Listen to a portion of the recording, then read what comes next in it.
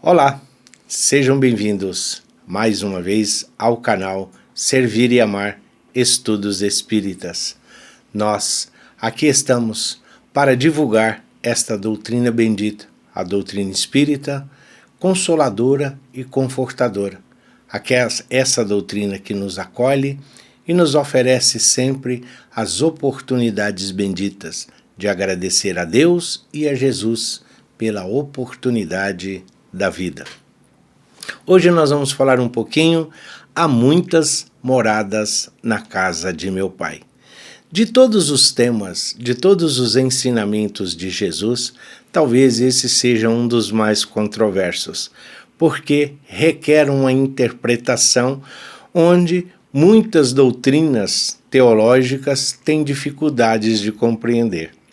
Porque se nós nos atermos somente àquilo da vida terrena, se nós nos ativermos a uma existência única, a esta existência da matéria, se nós compreendermos que nós estamos aqui neste planeta bendito e esta será a única oportunidade que nós tivemos, este grande ensinamento de Jesus perde completamente o seu sentido.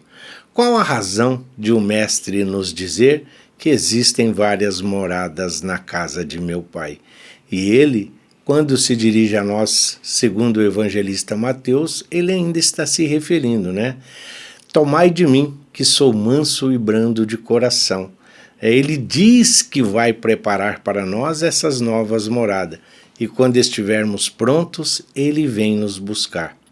E aí a doutrina espírita vem em nosso socorro, a doutrina espírita vem em nosso auxílio, porque ela vem nos mostrar o que são essas nossas moradas. Hoje, graças à ciência e à tecnologia, todos nós sabemos que existe o universo, mas que existem vários universos. E esses universos existem planetas, mundos, sóis, cometas. Se nós temos dificuldades em lidar com um Deus que nós não vemos, esse Deus abstrato, esse Deus que nós não podemos pegar, Jesus representa para nós a compreensão e o entendimento. Então, como compreender? O que devemos entender pelas muitas moradas na casa de meu Pai? Basta que nós olhemos para o nosso planeta bendito, o planeta Terra. Este planeta que ora nos acolhe, ofertando-nos a oportunidade de trabalhar, de servir, de progredir e de aprender. Quantas dificuldades aqui existem, quantas desigualdades e quantas diferenças. Se fosse somente esta existência, se nós estivéssemos somente esta vida, como explicar tantas desigualdades, tantas deformidades, tantas idiotias? Por que uns sofrem enquanto outros parece que a vida somente lhes sorri? Então nós temos que entender que nós já tivemos outras vidas e outras vidas ainda vamos ter. E nem todas elas podem ser vivenciadas num planeta de provas e expiações, onde o mal ainda predomina, onde a dor e o sofrimento é uma constante. Porém, quando Jesus diz que existem muitas moradas, então a doutrina espírita vem em nosso auxílio. E o que nós devemos entender por muitas moradas? Os vários mundos de acordo com a nossa evolução moral, de acordo com a nossa capacidade de praticar e exemplificar o Evangelho de Jesus. Sabedores que somos de que hoje estamos em um mundo de provas e expiações, então, em uma situação inferior, existem os mundos primitivos. E os mundos primitivos, essa morada, mundos primitivos, nós sabemos pela informação dos benfeitores queridos que se refere à morada dos espíritos em suas primeiras encarnações. Assim que são promovidos, assim que estão em condições de receber o livre-arbítrio, assim que são denominados espíritos, então nós vamos para um mundo primitivo. É a nossa primeira encarnação. Para ficar bem claro, espírito, raciocínio, espírito, pensamento contínuo, espírito, livre-arbítrio, responsabilidade, comprometimento, discernimento, porém ainda imperfeito. Nos mundos primitivos, ainda predominam a força bruta, ainda predomina somente a matéria, a busca pelo desenvolvimento, somente pelo alimento, a conservação da espécie, tudo ainda está por fazer. Tudo está para se realizar. A ciência lhe é desconhecida. Tecnologia, somente aquelas mais brutas, aquelas mais racionais, aquelas mais primitivas, somente na busca do alimento, da defesa. É preciso o desenvolvimento, é preciso adaptação. Quando Jesus esteve aqui entre nós, então a Terra ainda era um mundo primitivo. Como assim? Como é que vão dizer? Fundamentado em que está? Quando Jesus, conversando com os doutores da lei, quando Jesus, dirigindo aos fariseus, quando Jesus assevera, vós não conhecieis, vós não tinhais ainda o entendimento. Agora que tens, então agora sois responsáveis. Então Jesus está promovendo o planeta Terra a mundo de provas e expiações. Agora, nós já sabemos por que choramos, sabemos por que sofremos, sabemos que estamos na terra colhendo os frutos da semeadura de outra morada, de uma outra existência. E se nós já conhecemos mundos primitivos, que é para nós a pedra lascada, que é para nós do tempo das cavernas, do início da nossa caminhada evolutiva, hoje nós já nos encontramos, hoje nós já desfrutamos da ciência, desfrutamos da tecnologia, já conseguimos conceber o que é o perdão, o que é a caridade, já somos capazes de amar os nossos familiares consanguíneos, nossos entes queridos, nós já temos rudimentos desses sentimentos. Se lá nos animais prevalece o instinto, no mundo primitivo o instinto ainda é algo natural, é uma inteligência em desenvolvimento. Na Terra nós já demos um passo, já adiantamos um degrau. E, segundo as orientações dos benfeitores, a Terra hoje está a caminho de um mundo de regeneração. Mundo de regeneração é uma nova morada, é uma nova existência. Mundo regenerado onde o bem já predomina, onde o mal é somente para fazer com que as criaturas possam avançar. O mal já não prospera, o mal já não domina, o mal já não existe, não é algo que está ali inato nas criaturas. Então, nós, no mundo regenerador ao qual a Terra está se encaminhando, para o qual a Terra está se dirigindo, então o mundo regenerador seria para nós um estágio, seria uma transição, né, de um mundo para o outro. Não, a Terra está sendo transformada e os espíritos que aqui estão contribuindo, colaborando, todos estão em desenvolvimento. Então nós já conhecemos a morada primitiva, conhecemos a morada de provas e expiações e estamos a caminho da morada no mundo regenerador. Como será? Nós temos que fazer por merecer. Para conhecer o que é o mundo regenerador, nós temos que seguir as orientações do Mestre. Numa das suas bem-aventuranças, Jesus nos assevera: bem-aventurados os mansos, porque eles possuirão a terra. Se Jesus falava do mundo espiritual, se Jesus falava das coisas de Deus, então ele não poderia prometer a terra. Como é que ele está prometendo a terra? Algo mais material do que a terra? Jesus está dizendo que os mansos de coração, aqueles que exercitam a fé, aqueles que praticam a caridade, aqueles que já conseguem amar ao próximo como a si mesmo e perdoar até 70 vezes 7, esses estarão aqui presentes no mundo de regeneração. E aí nós partimos de um mundo regenerador.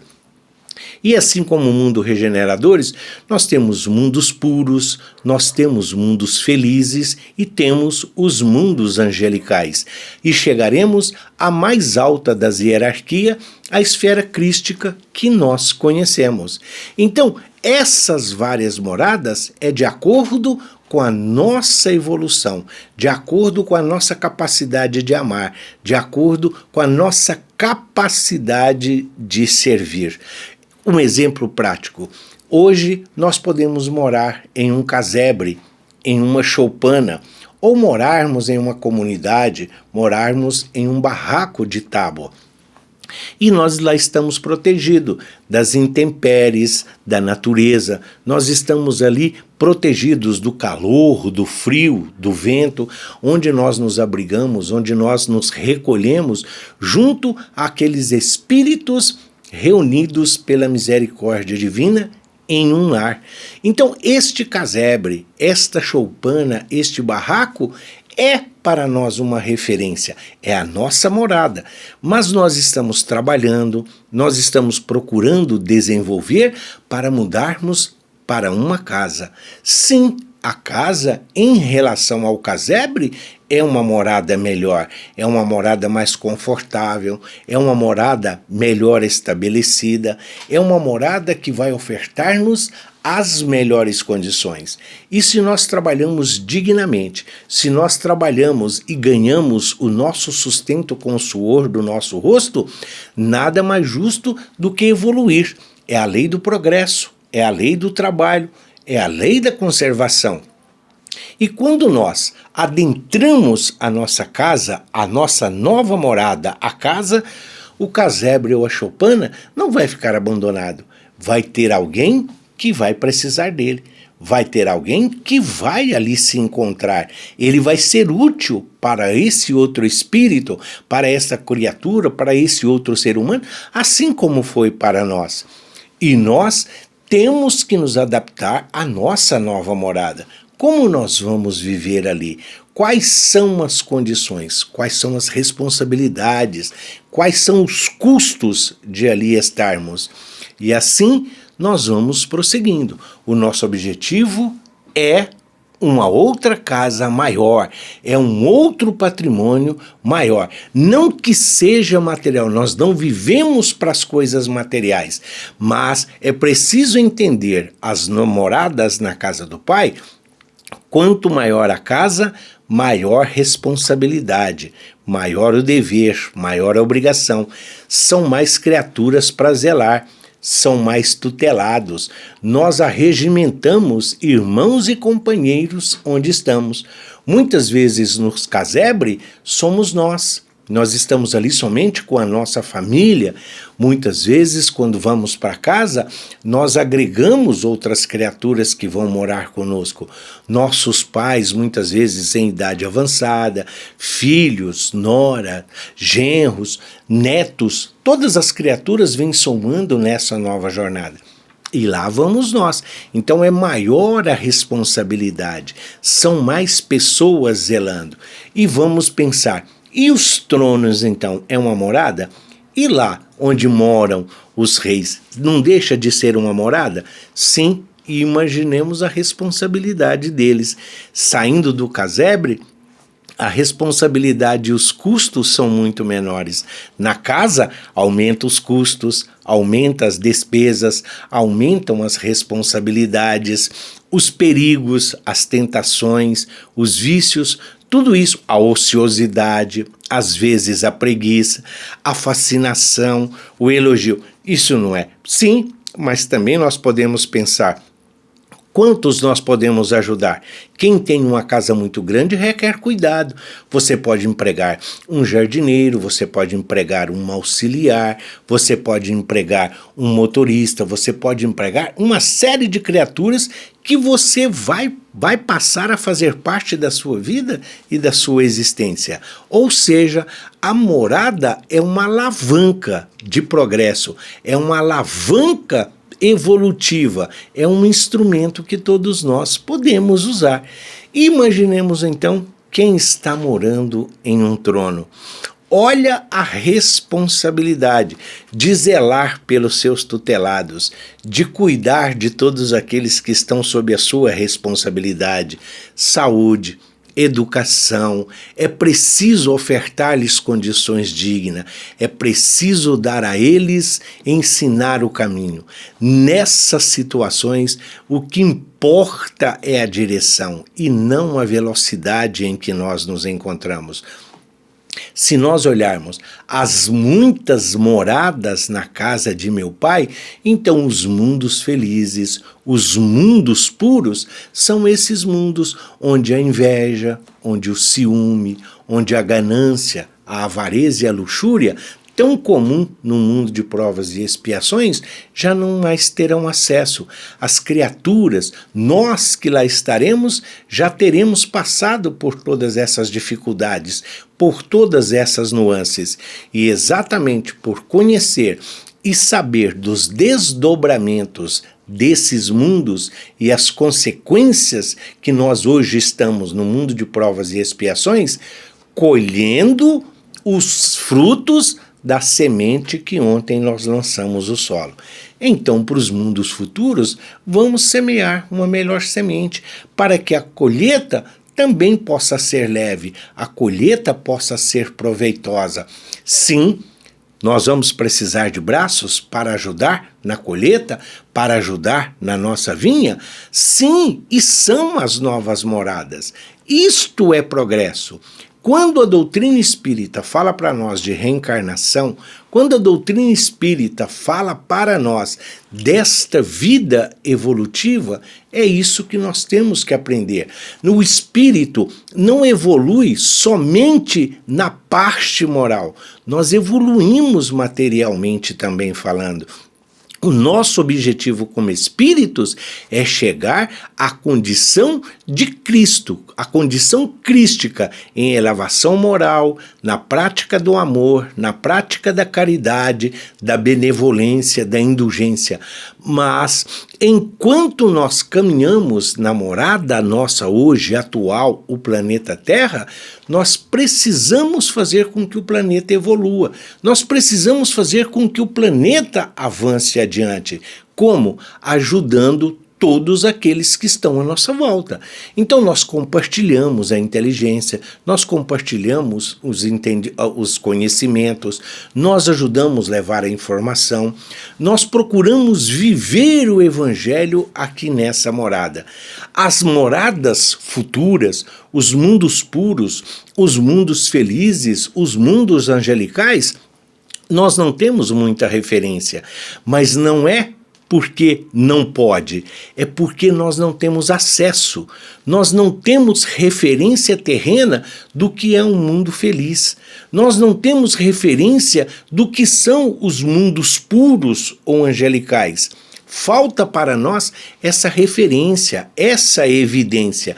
Nós podemos falar das regiões inferiores, porque elas nós conhecemos. Elas ainda são, nossa memória ainda é muito fresco. Faz pouco tempo que nós lá estivemos. Então ainda está latente em nós todas as dificuldades, todas as tribulações, todos os contratempos de um mundo primitivo. E sendo a Terra o segundo estágio dessas moradas, nós não podemos aqui querer aí já ter asas de anjo. Nós não podemos sair daqui na condição de arcanjos, não, mas nós podemos antever o mundo futuro, porque são essas as orientações que nós temos. Quando Chico Xavier escreveu o livro Renúncia, o Emmanuel deixou isso bem claro. Emmanuel, o nosso grande instrutor espiritual, ele fala em referência à esfera terrestre em que a Polônia, a personagem central do livro, vive. Emmanuel deixa bem claro, ele não pode fazer muitas referências ao mundo que ela vive, ele não pode trazer para nós muitos detalhes, porque nós não temos referência terrena do que é essa morada. Mas então, pela a vida, pelo desenrolar da história da personagem, nós podemos ver ali a resignação, ali a fé, ali a confiança, ali a esperança. O que significa que quanto mais elevado o espírito, quanto maior, quanto melhor a morada, maior a responsabilidade, maior o dever, maior deve ser a benevolência e a indulgência, então, deve ser incomensurável. Há muitas moradas na casa de meu Pai. Para qual delas nós vamos mudar? Em qual dela nós vamos querer estar? Se nós não vamos viver indefinidamente aqui neste planeta bendito, e se existem várias moradas na casa do Pai, qual delas Jesus está preparando para nós? Porque ele deixou bem claro, ele não disse, eu vou arrumar a morada, eu vou preparar a sua nova morada e você vai. Ele disse, quando estiveres preparados, eu virei buscá-los. Então, é preciso que nós fiquemos atentos. O que é necessário para que nós possamos ir para uma nova morada? Quais são as prioridades para que nós possamos estar em uma nova morada? Somente vamos estar prontos quando nós tivermos as mãos limpas e o coração puro, quando nós já estivermos exercitando o Evangelho de Jesus, amando a Deus sobre todas as coisas e ao próximo como a si mesmo. Lembrando, mais uma vez, para a nossa nova morada, não é a velocidade que importa, mas sim a direção.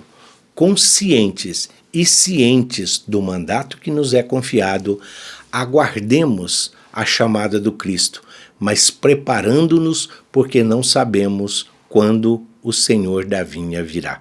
Que assim seja, graças a Deus e graças a Jesus.